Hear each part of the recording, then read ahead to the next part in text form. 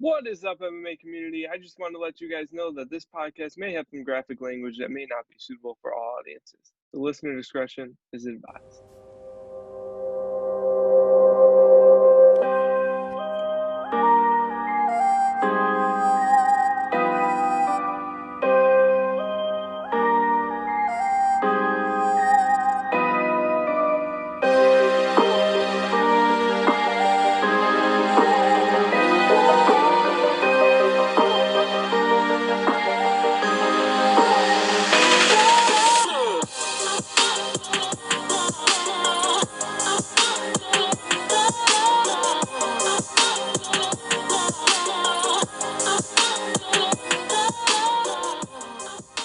Welcome to episode 27 of the BP Mean Gene MMA show. As always, I'm BP. That's Mean Gene. How's it been, Mean Gene? Good. Just getting ready for the holidays. Yeah, A lot of shopping. Yeah, it's been a stressful week. Walmart's been packed every day. But yeah, coming off of a decent card, it was a little bit. I feel like kind of a theme this year has been of recent has been if the card doesn't look that good on paper, the fights will come out really well. It'll be very entertaining, except for the pay-per-views. But if the card looks really good on paper, the fights end up being mediocre. Yeah. That was kind of what we saw last week. It was a great card on paper, but a lot of fights were just. It was. I think there was only 3 finishes. Everything else was unanimous decision. So I don't know, but let's go straight into the main event. How'd you feel about Geoff Neal and Stephen Thompson? Geoff Neal, Stephen Thompson. Man, give me 1 second. My bad. Geoff Neal, Stephen Thompson. I had Geoff Neal, so I was a little bit disappointed. You know me. I like the younger fighters to get the win over the older fighters for the most part. And so I was a little bit disappointed in that sense. But man, Stephen Thompson just looked incredible, and Yeah, he did. looked incredible against Vicente Luque, and now Geoff Neal. 2 young guys at the UFC were kind of building up and trying to use Stephen Thompson as a stepping stone. And Stephen Thompson said no, and went out there and performed very well. So, do I think he's got a championship run in him? Yeah, I think he does. I think the skills are there. Will he beat Kamaru Usman? I don't think so. Kamaru's a beat. But man, like legitimately, I think the top of that division, I think he can compete, and it'll be interesting to see who the UFC gives to him next. But yeah, I was impressed, man. Even though I had a bet on Geoff Neal that sucked, I was fucking yelling at the screen the whole time. But I kind of anticipated that. Geoff Neal couldn't get inside on him. I felt like Stephen Thompson was going to pick him apart from the outside. And yeah, man, as Stephen Thompson's gotten older too, I think he's filled out a lot more. I think he looks to be bigger, and Yeah. it's going to help him a lot moving forward, finding the who's who at the top. And Yeah, I agree. I think him having this like kind of run of the UFC tried him against or to be a gatekeeper, and he said, like you said, he said no. It's the both times he fought off like monsters. Vicente Luque was a legit contender, and then obviously Geoff Neal was a legit contender, and he knocked him down. So this is kind of like, okay, so he does have something in him. And to your point, will he beat Kamaru Usman? I don't know, but I do think it's an interesting competition. I don't think he would. I tend to like. I don't know if anyone can at this point. Kamaru's just a beast, but I think it's an interesting fight stylistically. And could he do to Kamaru Usman what we see him do when he's at his best, where people are just left there, just not throwing? They just, what is the word for it? They're in this state of like, they're mesmerized. yeah, they're like spectating. It's weird. But yeah, he's just so good at doing that, making people second guess and not throw. And it's interesting. The strikers are always very good at the mental warfare. And Stephen Thompson doesn't even try like someone like Conor McGregor or anyone does, but just his style in and of itself is that mental warfare. So I don't know. I love to see Stephen Thompson doing well. On the flip side, I know you said you always like the young guys. I love seeing the young guys come up, but I also love the story of the turnaround. I love the Robbie Lawler stories or the Valentina Shevchenko stories or even the Henry Cejudo story. I love those stories of the guys who kind of faltered. Oliveira is another one, a young guy who we see that happening to, where they faltered young, and they come back and make a championship run. I love seeing those as well. So, Yeah, I agree. And one thing I wanted to throw in there too about the Stephen Thompson victory is, he's dominating both. He dominated Vicente Luque and he dominated Geoff Neal. These aren't close fights. So, yeah, I like it too, man. I mean, don't get me wrong. I do like that comeback story. I've always liked Stephen Thompson. I like his style a lot. And what you had said with Usman, I do think Usman wins, but it's a great stylistic matchup. And I think pretty much, he's really the only fighter that has that style in the UFC for the most part. And so any matchup that he has is pretty much always a stylistic matchup, an interesting stylistic matchup. So I'm really looking forward to see who they give him next. Yeah, I mean, I'm gonna check while we're talking too on that. Us, we always like to check out the rankings and just see who could be next. But yeah, super impressed, man. It was. I'm happy for him, man. He's a good dude. That's the one thing I really like about him. He's a really good dude. And you like to see fighters like that or people like that. So I'm looking at it right now. Yeah, it's hard because I did this research as well. He's number 5. He's 5 right now in the division, correct? Yeah, he'll move up though once they. Well, they're out now. He was 6, I think. He should be 5. Yeah, he's 5. Yeah, so it's interesting because the first instinct is, I'd love to see him versus Masvidal or him versus Colby. I think him versus Colby is what I actually want to see, not Masvidal. He's already fought Masvidal. But Colby is going to fight. I mean, the fight to make it welterweight is Colby Masvidal right now. And then Edwards is obviously fighting Chimaev. So it's kind of crowded, and he might either have to wait on one of those results, which works out, or he fights someone below him, which personally I just don't think does much for him. But he can fight a Michael Chiesa or something like that. So that's what I was about to say. Yeah, Michael Chiesa and Neil Magny are going to fight each other. Oh, there you go. Yeah, but someone like Chiesa, I'd be okay with him fighting someone going up, like on the uptrend of their career. But I don't know. The only other one, so I actually wrote this in my article as well. I'd be interested in seeing Tyron Woodley as well. I don't know what Tyron Woodley's plan is. Yeah. But again, that's like a trilogy, and he's already beaten them twice, so it's not needed. Yeah, I think Tyron Woodley's plan is to be cut. Me too. Yeah, I think he's one of the 60 that are going to be cut. I agree. He makes way too much money. He's been fucking blown out in 3 straight fights. Yeah. If I'm the UFC, I'm cutting that dude 100%. It ain't worth the money anymore. I don't think his name is that like. And you have issues dealing with him in general. Exactly. I think they're going to cut him. Yeah, I totally agree. That's a really good point. I know we were actually kind of talking about that the other day, personally.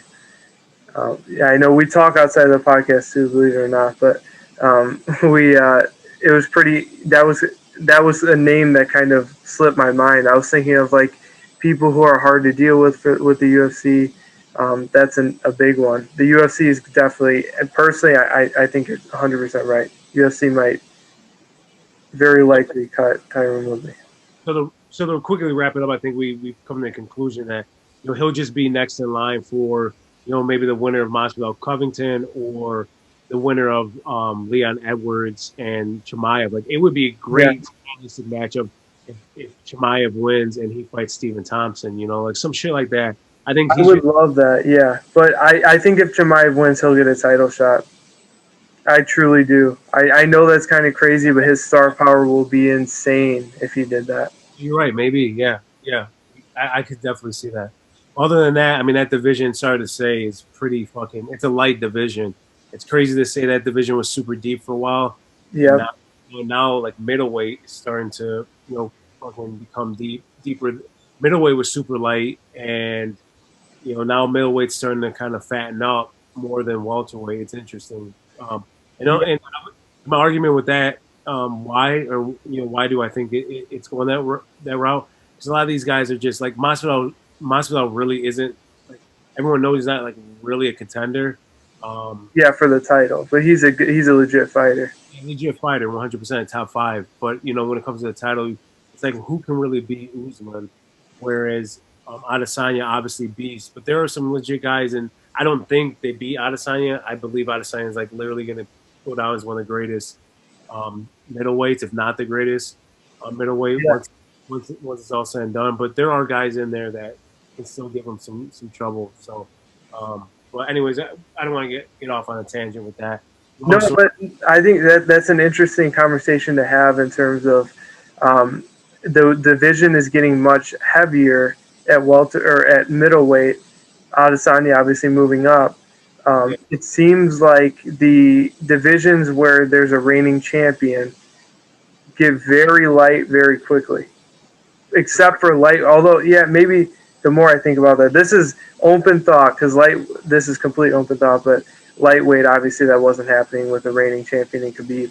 But also, he only fought, he only had 3 title defenses, so maybe that's why, because he only fought once a year. But it's interesting to look at Khabib. Oh. Because the divisions with the dominant champions, they get really light really quickly. And the divisions with the,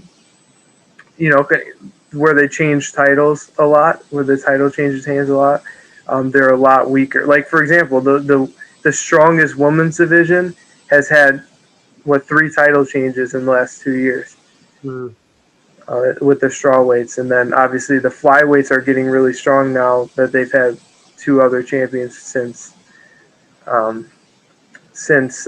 Demetrius Johnson. So, interesting to look at. Yeah, it is.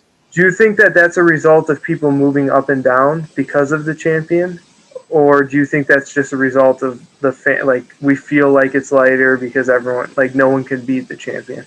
Yeah, that's what I do. I think it's more of that. I think when you see a guy like Usman and you see him dominate this competition like that, and then when you go through the rankings and start looking at the guys, you're like, yeah, majority of these guys aren't going to beat him. So then you feel like it's light. And the only, again, I would say not the only division, but the one that comes to mind first and foremost is middleweight, because I do believe in Israel Adesanya. I do believe, I do believe he's going to go down as the best. As long as he stays there, he's young enough. The greatest middleweight champion, as crazy as that is to say, over Silva. But with him, at least, there are some like stylistic matchups. Like Darren Till, we haven't seen that. I think he destroys Darren Till, to be honest. I think Darren Till is like overhyped in my personal opinion. But he's still got Darren Till. 100% he's got Robert Whittaker again.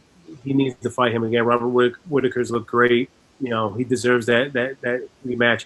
Marvin Vettori, I want to see as well. Kevin Holland as well. And then Omar Akhmedov is coming up. And I think Omar Akhmedov, like, legitimately is probably like the most dangerous dude in that division. So there are guys in the division that I think can give him trouble. So it's kind of weird. I'm kind of going against what I just said. When you have a dominant champion like that, you feel like that division is super weak. The anomaly, I guess, right now, without going through every single division, would be middleweight. It's just, yeah. And when you look at welterweight real quick, it's just you have a lot of old guys that are just kind of done.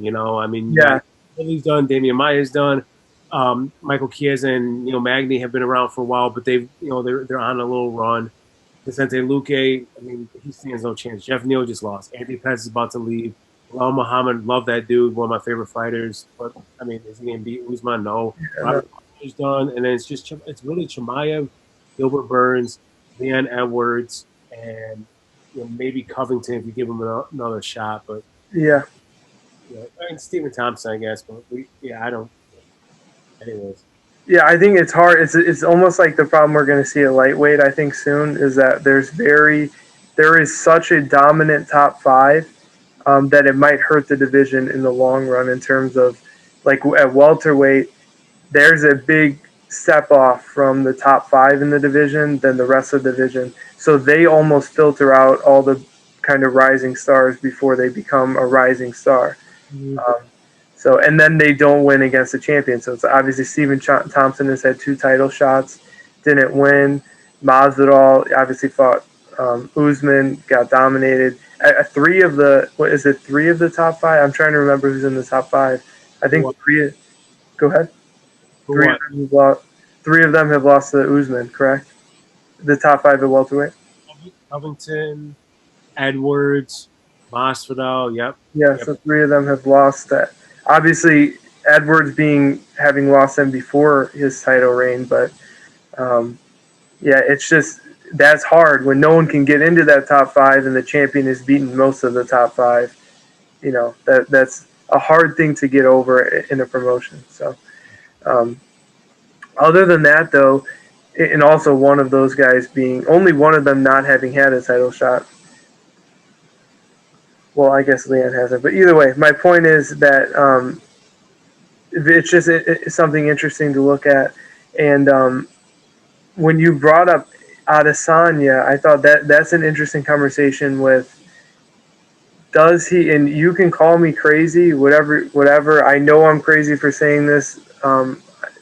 It's not the smart, obviously not the sharpest thing I've said, but or what are you doing, Simon? No, I'm listening to you. Go ahead. No, believe me, I'm listening to you, man. Go ahead. All right. So the is Adesanya at middleweight? I don't know if he goes back if he wins that light heavyweight title.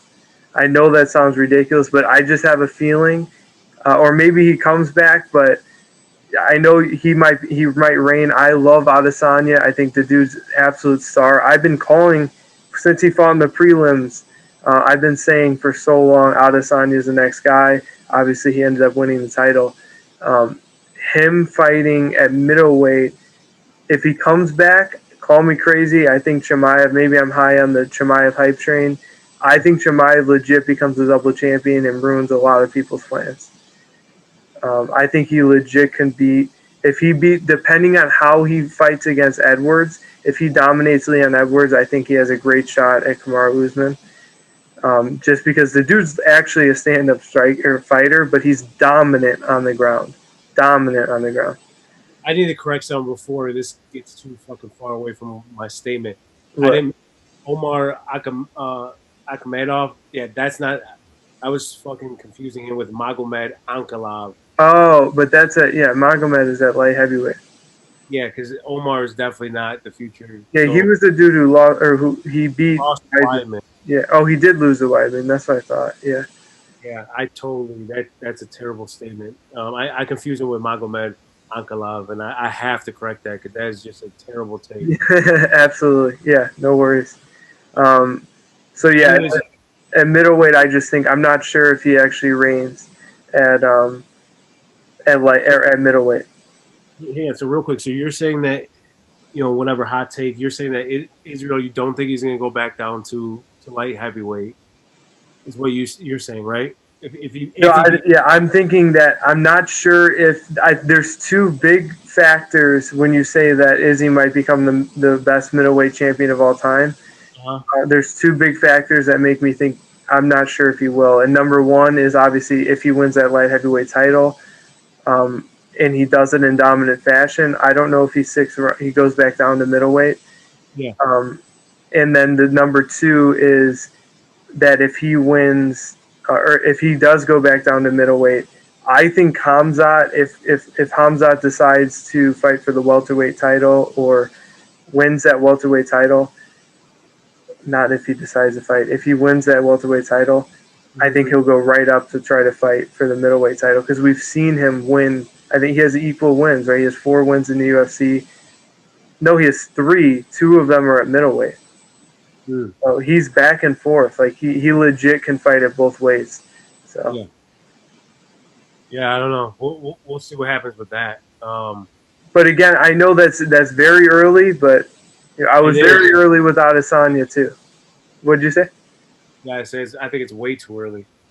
Yeah, no, that's fair. It is. I mean, he could literally go out there and not do very well against Edwards, and then I look like an idiot for saying he's going to be double champion and Adesanya's reign and Usman. That's the crazy thing. Like I think he would be the most impressive double champion if he could beat Usman and Adesanya, two of the best, two of the I would say top 5 or top 3 maybe best champions in the UFC right now. Of men's, I should say, of the men's, because obviously Amanda and Valentina are very dominant. Yeah, I could see that. Yeah, I could see that as well. Until John Jones beats the heavyweight champ, then he's the most impressive. Yeah, exactly. Yes. Well, yeah, he's our number 1. Which before we even get more into John Jones, I don't know if you can hear that in the background. But before we get deep into John Jones, the other thing too is when we look another fight that was on the card. Also looking at, we were talking about. Sorry, that's super loud. Shepard's little sister, my girlfriend's little sister, is playing with the dog. So if you guys can hear that in the background, it's distracting me. But ultimately, someone who was cut from or maybe not cut, but their contract ended, was Anthony Pettis, another dude who fought this past weekend. Looked pretty impressive. I think we can just say it immediately. I think there's like a more than 50% chance he goes to Bellator. I think it's either Bellator or PFL. I think heavily he's going to be in Bellator with his brother, but you never know. Just like Paige Van Zandt, we thought she was going to be with her husband. And obviously Bellator decided against that, and they don't want the old UFC talent, so I can see him going to the PFL for that reason. But personally, I think Bellator is the next spot for him. How about you? Yeah, I think it's better than 50%. I think it's like 90%. And quickly on the Paige Van Zandt, I just think the difference in it, at least Pettis is still young and still has some talent. Obviously, he's not going to become a champion at lightweight or welterweight in the UFC just because it's fucking killers. But in Bellator, at least he can have some success. Do I think he'll be a champion? No, I don't. But he can have just more success in Bellator. And I just think, exactly, his brother's there. He's still got a big name. He's still young. It's not like he's at the end of his career. I think he's like 32 years old, 33 years old. So, yeah, it makes sense. And, yeah, just kind of, interject some entertainment into the lightweight division. It sounds like that's where he wants to go. At least on his post-fight interview, he had said he wants to be lightweight. And it's a better division for him, man. He's just too small at welterweight. But at least he can bounce back and forth in Bellator. And Bellator obviously loves that. They like fighters that are versatile. So I agree. Yeah, I wonder. Go ahead. Go ahead. I was just gonna say, I wonder at welterweight in Bellator, he would probably have a lot more success than at lightweight. So I know he kind of wanted to go back to lightweight, but interesting food for thought if he goes to Bellator. I know the reason I leave that caveat and only say a little bit more than 50% is because he is the I keep losing my train of thought. I'm hearing things. So I have ADHD. So essentially, because he is coming into the promotion as an old UFC guy who was kind of of yesteryear. They've gone away from that business model, and they've been explicit about that they don't want UFC's old guys washed up, which is why they did not pursue Anderson Silva. They immediately denied that. So that's why I think there is a chance that Bellator kind of takes him. I mean, that PFL kind of takes him instead of Bellator. But yeah, no, I just disagree because I don't think he's washed. I think, man, people are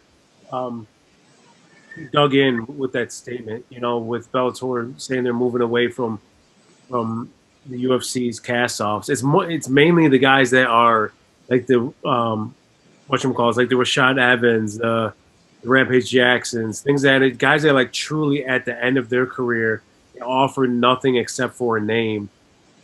And you want to see him against like another old guy, against Fedor, like Rampage versus Fedor, that type of shit. I mean, to be honest with you, I mean, Pettis, I don't think even comes close to that designation as a And he's UFC still young.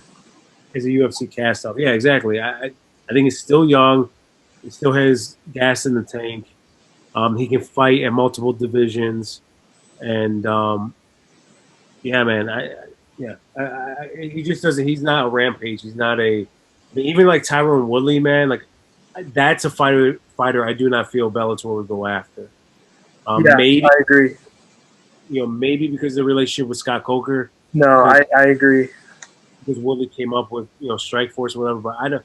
They're not going to go after Woodley. They see he's fucking washed. Yep. And why pay that dude any type of money to come in? He's not gonna reign as champion. And, yeah, I love what Bellator is doing. That's a whole nother conversation.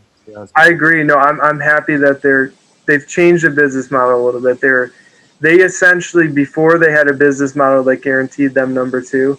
Not that I ever think they could ever take over the UFC. The UFC is just too innovative, which we'll get into in a little bit, and they're too great at what they do. That's the number one thing. What did you say? Too much money, or not too much money. I'm just saying that more. Yeah. More, that's really what well, of course, but yeah, we don't have to get into that, but because I personally definitely don't.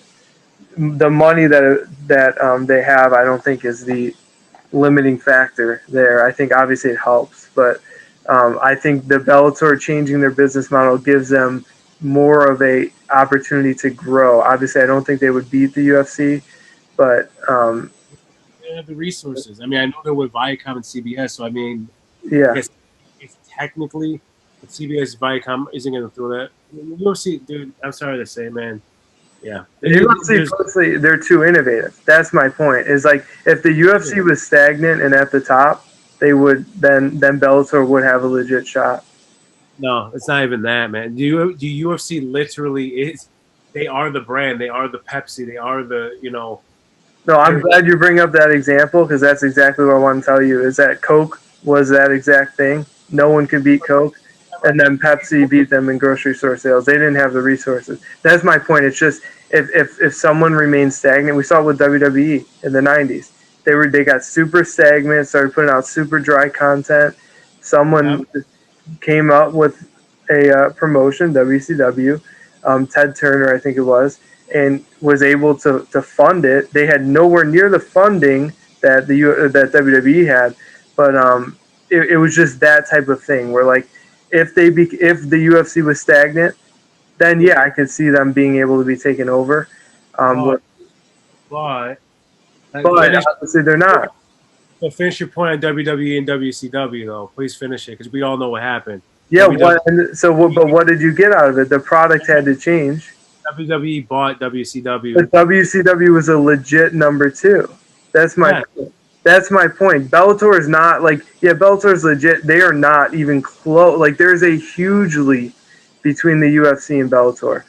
And this is like, yeah, a giant leap. It's not Pepsi Coke. No, but my point on this is just Bellator will not surpass UFC. UFC is UFC, like you said, they are innovative, but beyond that, just the resources that the UFC has, and not even that, like the brand that they have built, like they are household names. They are like they've been around for over 20 years, 25 years, whatever it's been, almost 30 years.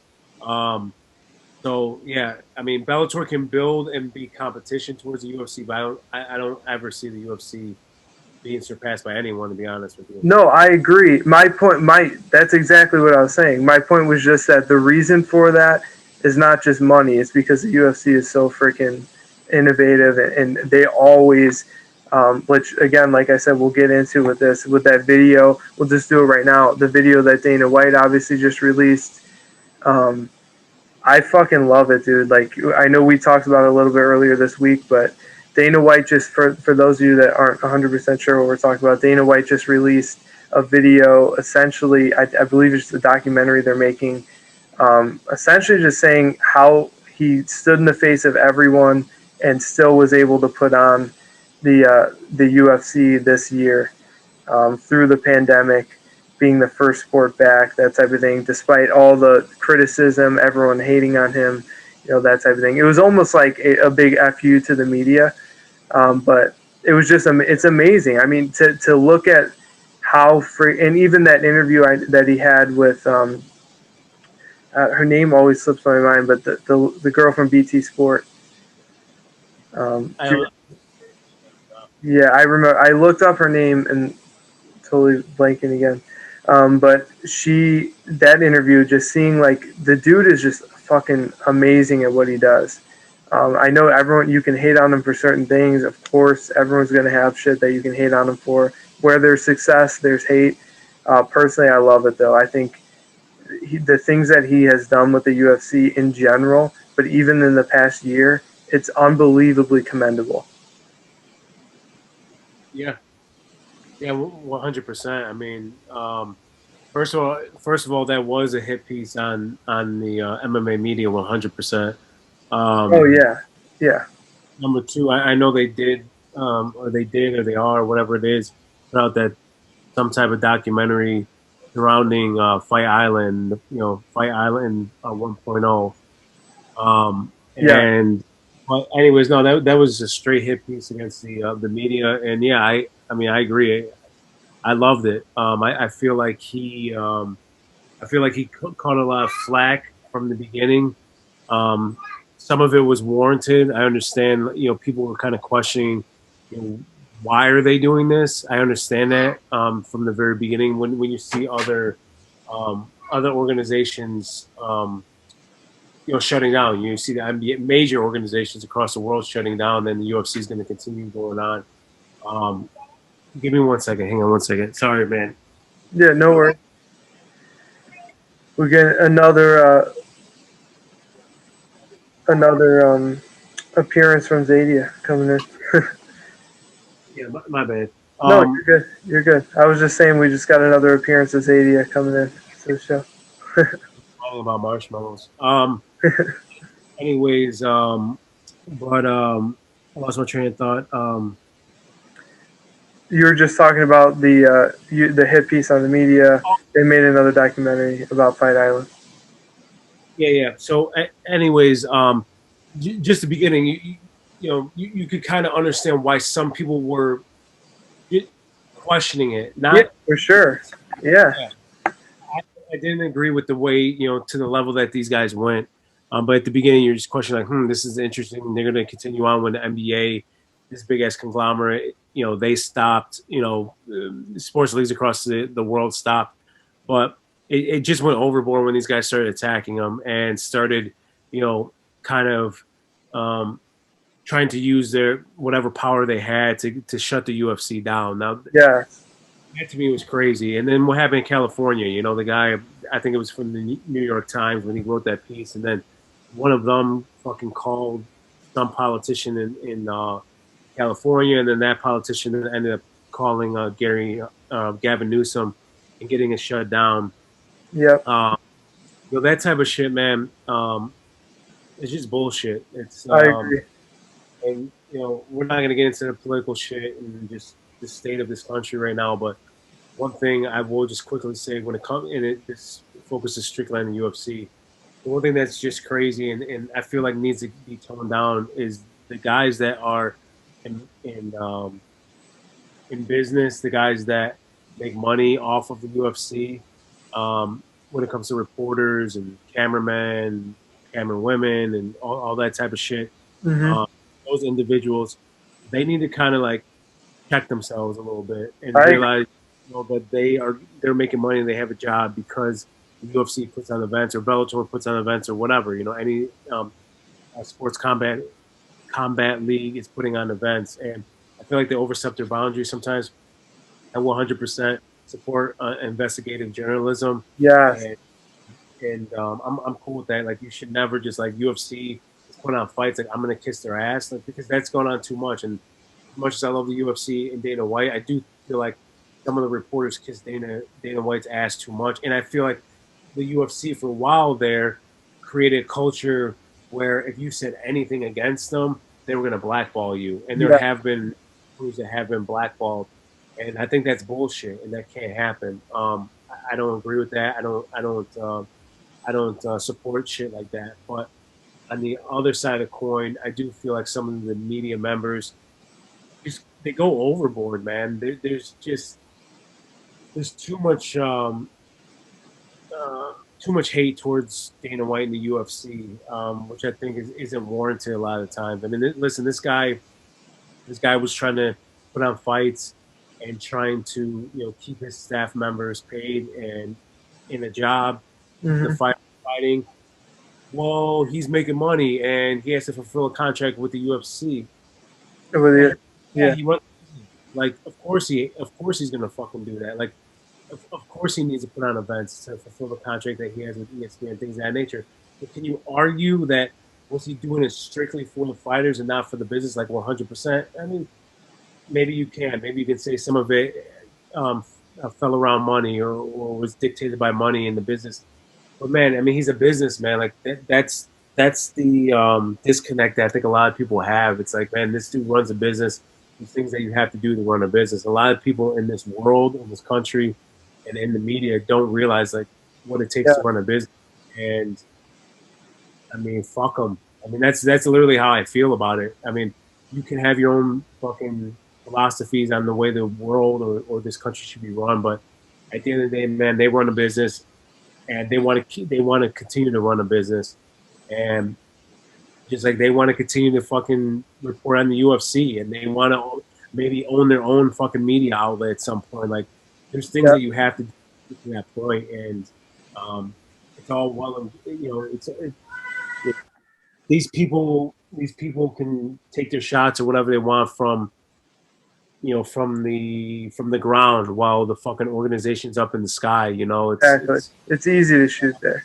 Yeah, Yeah, it's easy to do that, man. It's easy to go after Amazon. It's easy to go after Walmart. McDonald's. Yeah, And but at the end of the day, I mean, some arguments are valid 100%. There are some things that I agree with when people go against these companies, but I do think at the same time, man, you have to respect. Get back to UFC and not go on a tangent, which I've already done. When it comes to UFC, man, like these guys just you have to have balls, man. You can't be scared. You have to yeah. attack the head on, and I respect Dana White for doing that, and I respect the fighters too for quote unquote taking risks Mm-hmm. and going out on fights for us, the fans and the media. So Yeah, no, I love everything. Like, you pretty much summed up exactly what I believe perfectly. A few things kind of to add on to that. Number one, you had brought up with Dana White and kind of like, personally, I 100% agree. You should still be. There's a reason there's investigative journalism. By no means, I know you're by no means saying, oh, everyone just suck his dick. Just assume that he's. No, I think criticize him when he should be criticized, give him props when he should be given props.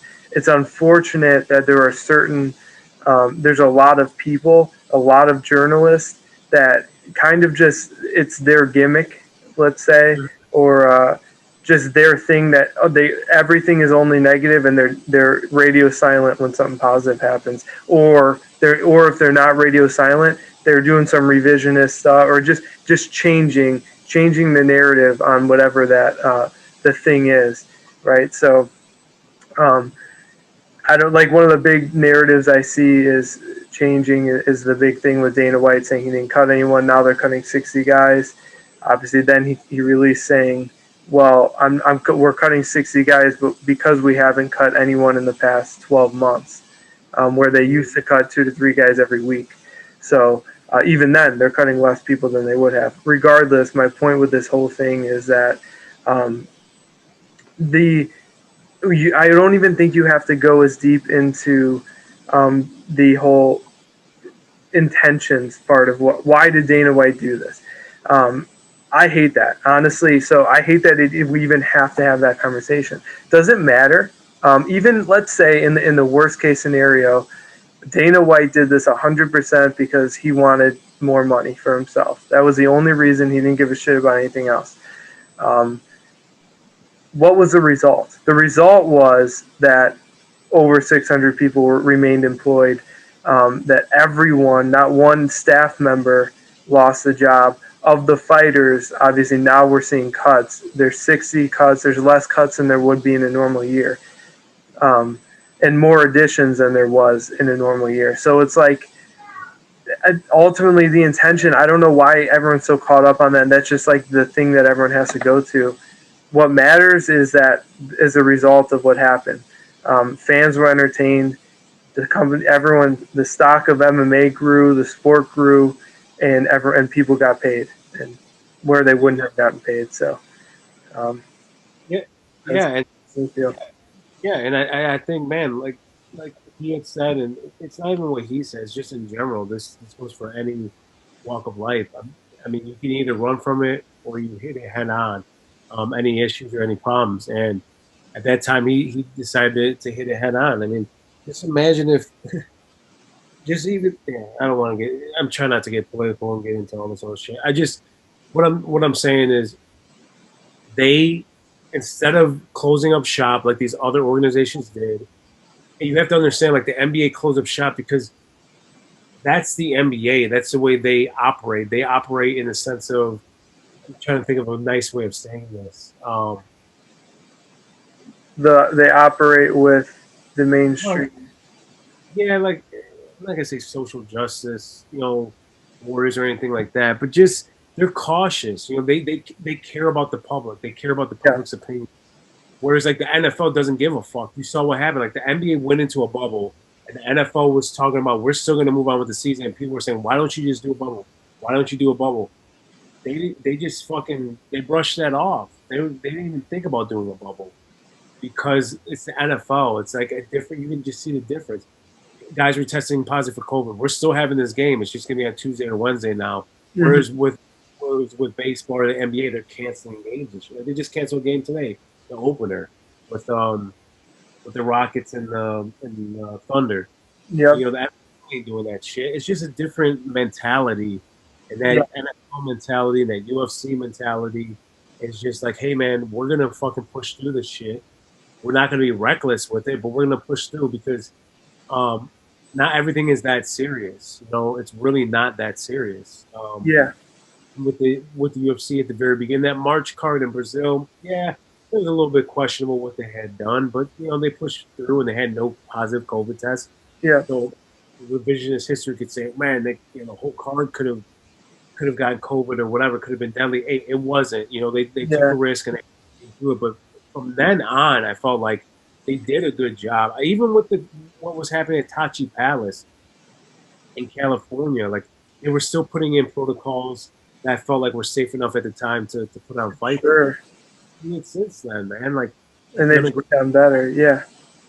The percentage of positive tests, and even the other thing that's crazy about it is, man, their positive tests always just, it's that fighter tested positive or that cornerman tested positive. You don't hear like in the NFL or in baseball where it's like player A test positive and now B, C, D, and E are fucking positive, or the manager and the coach and all this other shit are testing positive, so we have to shut down the facility. The UFC, that's not happening, and I know it's a different sport. It's more individualistic For sure. versus team, but still, man, there isn't like widespread COVID spreading with the UFC. So yeah, I mean they have a 0.08 positivity rate. That's insane. Yeah. I mean that's the the NBA was I think this was in the Dana White interview. The NBA was just kind of talking, or I don't want to say bragging, but they were happy about 8%. They were happy about an 8% positivity rate in the bubble. That was good, and now we see. The UFC was 0.08. They were the first sport back, and they got all the criticism for doing this. Hey, and to wrap it up for me on this, it was a great video. Loved the video. It was fucking awesome. Awesome 4 minutes and 45 seconds or whatever it was. Mm-hmm.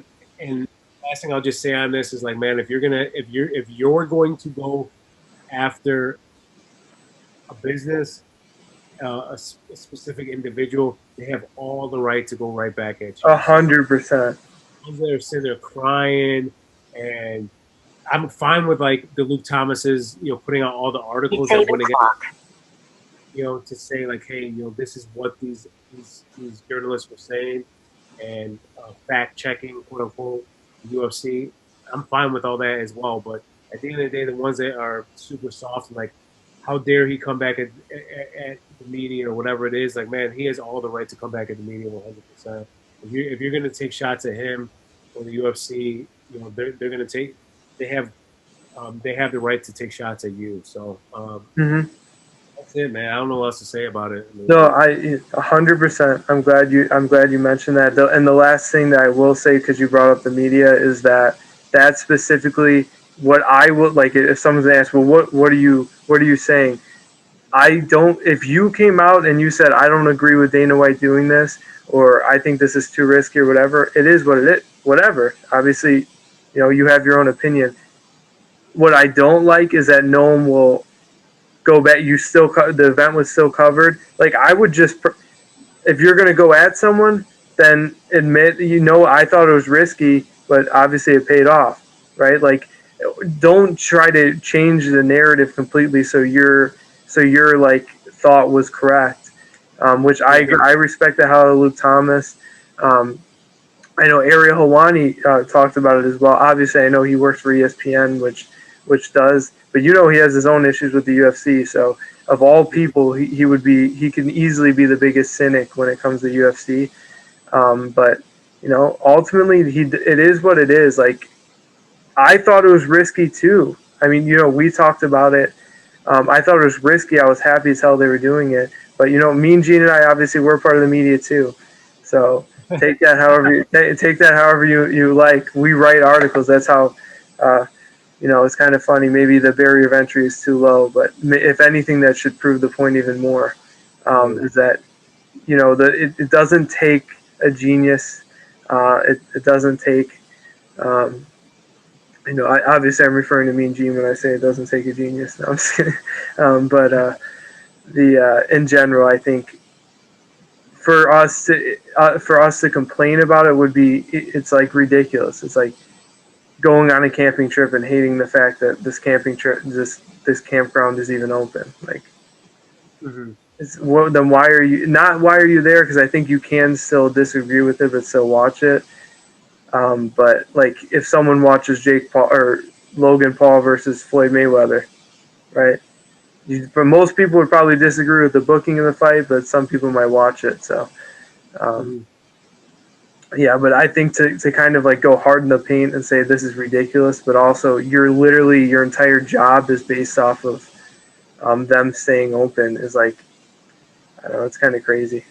Yeah, it is. I mean, my to wrap it up on I'm just happy that they went after him. That I'm just happy they went after him, man. It's too many people just sit back and they're always they're playing defense and trying to deflect, and you see with the NBA. I love the NBA to death. I'm super happy that it's opening night. Yesterday was, but today all teams are playing. Love the NBA, second favorite sport, a major sport, I should say. And yeah, man, it's they like to deflect. Any type of negative publicity geared towards them. They're always just deflecting and not just taking it head on and digging their heels in. Just explain like this is why we decided to do this. They kind of waver at the whims of the public, and the UFC doesn't. The UFC just like the NFL. The NFL doesn't either. I mean, to a degree, they do. I guess the NFL a little bit, but for the most part, they're going to do what they want to do and what they feel like is right. And with the UFC, I'm happy that they are on the same, have that same type of philosophy, and just happy the UFC and / Dana White, really just Dana White. That was just Dana White. It was Dana White. Yeah. Don't shit talk a shit talker and expect no response. Yeah. I'm just happy you went back at him, man. Don't fold. Fuck these But reining kind of back in real quick. Rein us back. Yeah, reining back in. I know we went on a big tangent. Another big event obviously happening is Hooker versus Chandler was announced. So finally we get to see Chandler. How does he compare against UFC competition? that type of thing. So that's a big thing happening as well. I don't know how you feel about that fight. I'm interested in it. I love the booking. This is what I've been saying. I think Hook. I don't like I didn't like the idea of Chandler going right into top or to fight like, the top three at lightweight. I felt like he might just get destroyed, and they lose all that stock. So I'm happy with the Hooker fight. I think Hooker's legit, but he's not going to win a title. He's not. He's not like that super legit um, title contender. So I love that fight with Chandler, and I think it works out for him stylistically with his takedowns and stuff like that. So, but I don't know how you feel. How do you feel about the booking, and what do you think happens next for Chandler / Hooker on this fight? Yeah, I'm happy with it. We had this conversation before, who should he fight, and I was cool with him fighting Justin Gaethje. I just didn't feel like he was really deserving of that matchup. And Dan Hooker's a perfect test for him. Tough dude. He's gonna bring it. He's ranked whatever, 5 or 6. He's ranked 6 right now, and I think it's a good entry into the lightweight division because I feel like that's kind of. I know Rafael Dos Anjos is technically 7 right now, and he looked impressive, but 7 and up is like the division. I mean, to be honest with you, at least right now, 7 and up is a division of killers. And I feel like Chandler's already made a name. He's a vet in this game. He deserves a top 7. At least this current top 7 it's ranked in the lightweight division for the UFC. I feel like he shouldn't have dropped any lower than that. So Dan Hooker's right there at the end of that, at 7, at 6 or whatever. Or towards the end, I should say. He's not at the end. It's at 6. But it's a good matchup, and yeah, man, I want Chandler to win, and because I just feel like Dan Hooker, he's not a gatekeeper at all, but I don't think he's a title contender, to be honest with you. But he's young enough to get better at his craft, but I think he definitely needs to add some more skills. And but yeah, if Chandler wins, I mean, yeah, he's going to end up being top 5, obviously, and ready to fight. Maybe like 1 or 2 fights away from a title shot, depending on how everything shakes out. So it's a perfect matchup. I love it. I think it's perfect. And then you have Gaethje sitting out. And Gaethje just kind of, I think the UFC is going to give Gaethje that. If Nurmagomedov ends up relinquishing that belt, I think 100% Gaethje's going to fight the winner of Poirier versus Conor McGregor. Completely agree. Man, I'll just tell you. I mean, I got Conor McGregor in that fight. The more and more I think about him, break down the fight. About against Poirier or against Gaethje or both? Against Poirier. Okay. And then in the McGregor versus Gaethje, that's one hell of a fight, man. I just think Poirier just mentally breaks a lot of times. I think he's a little bit slower and more kind of plodding. He's a heavy fucking hitter, great combinations on the feet. I feel like Conor McGregor's going to be able to angle off and use his movement to kind of pick Dustin Poirier apart. Whereas for just Gaethje, I feel like Gaethje 100% is just way tougher than Poirier. Poirier's tough. Don't get me wrong; he's 100%. But I just feel like Gaethje will be able to take his strikes and maybe incorporate a little bit of wrestling and the nasty leg kicks as well. Poirier's more of just the boxer. He's well-rounded, so he does throw strikes and he can grapple as well. But I just think in this matchup in particular, Poirier's going to stay on the feet, try to outbox Conor. I think Conor's going to outbox him. And then Conor and Gaethje is a fresh matchup.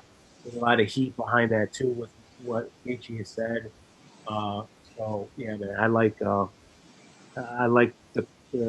potential matchups, based on this Dan Hooker versus Chandler booking, and then Gaethje now just kind of sitting out there in no man's land. Maybe not no man's land, just sitting on the sidelines and just waiting to see what transpires. So I completely agree to an extent. Personally, I do think McGregor beats Poirier. But and I'm gonna go over this super quick because we'll save this full-on analysis for the week before that fight. But once we release that, we're gonna do a preview for that card. Obviously, since we have these 4 weeks off. But that is I think Poirier. This may sound crazy, but I think the more you think about it, you might agree. Poirier has a better chance of beating McGregor than Gaethje does, Hmm. because I Well, think Poirier has a ground game, like has a legit ground game, and Gaethje. Same thing with Ferguson. I think Ferguson is an ideal matchup for McGregor as well. Anyone who will stand and bang. Now Poirier will, but he's matured so much since his days at featherweight, and even now, even since fighting for the title and losing, I think he knows the value of a win. And I'm not sure if he stands and bangs with McGregor. I don't. He's not going to fall. I don't know if he'll fall victim to that pride, where he's going to go in and I need to beat the striker, um, because I stand and bang too. You know what I mean? So I can see him having a game plan of pushing McGregor back and taking him down, because he's that much better than McGregor on the feet or on the ground. And then Gaethje, there's just no way Gaethje would stand and bang. And I don't know if there's anyone at that division or below that could stand and strike with McGregor and be better than him if they don't have a great wrestling background. So um, that's personally what I believe. But uh, I agree, though. I do think McGregor pulls off this victory, and I'm super excited for that card. But it's weird that that's a card we're excited for, because obviously this weekend um, is there's no card. Feels weird. We got the next few weeks off. We can obviously everyone can enjoy including the UFC executives, which is kind of the most important. They can enjoy the holidays with their families, without having fights being ready or booked and everything, especially after that long ass year that they made. So, um, but with that being said, there is stuff for MMA fans to be looking forward to, because what me and Gene and I are doing is an award show. Um, we're calling it, as I said last week, released it on the show, the BPMG Gold Chain Awards. So that's the next thing. I love the name. I Um, love the name. Go ahead, show the gold chain. I have a ton of ideas. I will create a trophy, or at least a mock trophy for it, an image of the trophy, and there's a lot to be like. Truly, I'm excited about it. It's going to be a truly fun thing to do or to watch. So anyone, um, tell your friends, tell anyone who watches MMA. It'll be fun. It'll be fun. All that stuff will be released. All the awards, sometime this week, probably around Saturday. We're going to release the awards, like what each of our awards will be, and the nominations for those awards. We'll release that on Twitter to you guys, which is most of you guys who listen come from Twitter, anyways. Um, but if you don't, obviously go in the show notes and follow us on Twitter. You can also follow us personally as well. And the other thing too is another thing to look forward to, because we like to provide for you guys, is the predictions. So 2021, we'll give our predictions. That'll be about the week of January 4th. We're going to give our predictions for 2021. What does 21 hold in store for the casual or hardcore MMA fan?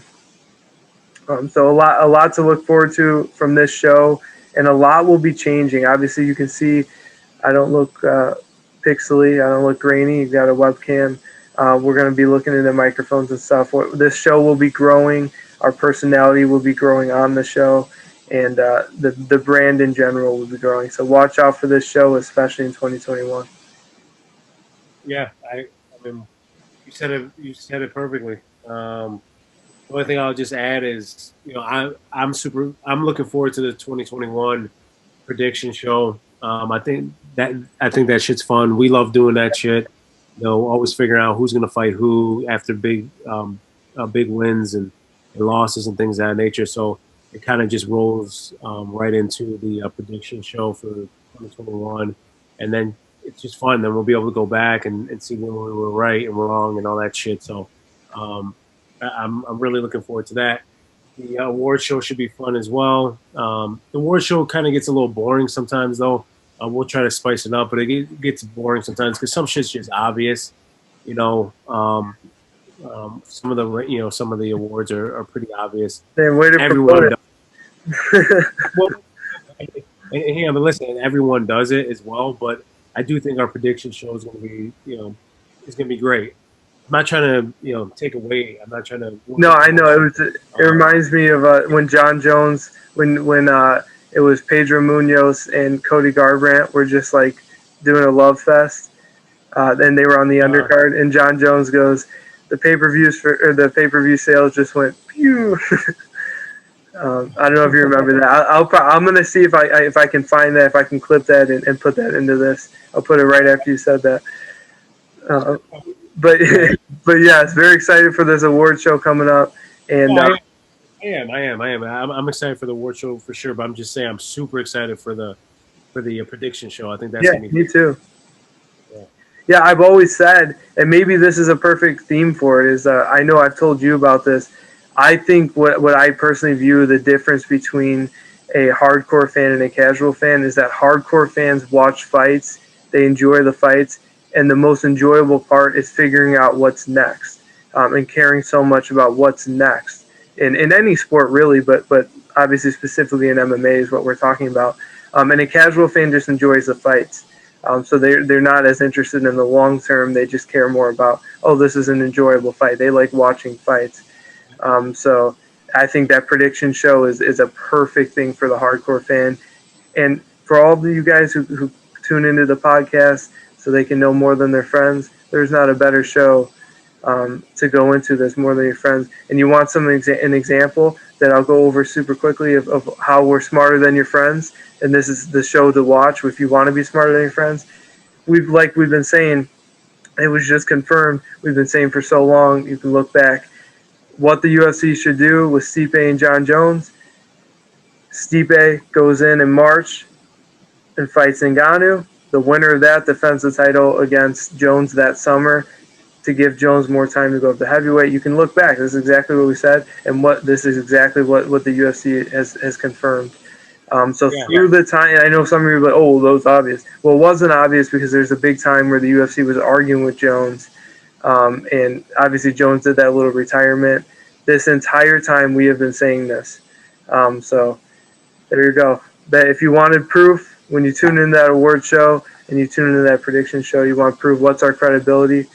There's a perfect example right there, amongst a million other things, and you can go back and watch the show. But we're on the up and up, so all you not listening, which I know is a conundrum because I'm asking people who aren't listening to listen, but you better be watching the UFC, or we'll watch the UFC, but watch the BPMG MMA show.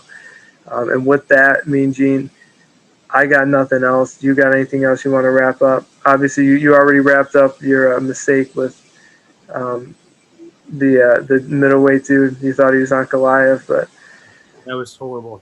No, you're good. No, I'm good. I'm just, again, man, I'm just gonna piggyback off of what you said. I'm looking forward to 2021, us revamping things. We start off in May, man, just randomly. We just said, fuck it, we talk so much MMA during the week. Let's just put out a podcast. Let's just do it. Put out a podcast and see if anyone likes it. And some people like it. We're still growing. We're small, but it's not even about that for us. It's about just doing this. We enjoy the interaction between us and talking UFC and MMA in general. And so I'm looking forward to this channel growing, this show growing, and implementing new aspects to it. So it was pretty good 2020, just random ass fucking podcasts coming out. 2020, we've already grown, and I'm looking forward to 2021. Yeah, I'm happy with the growth we've had already. It's very reassuring, and then obviously we continue to grow. I mean, it's such a big thing. I know we always joke about we don't have that many listeners. That it's a fun joke that we've been saying since the beginning. But our listenership grows every episode. And it's super exciting to see you guys listen. I'm glad you guys are tuning in, and we'll keep going.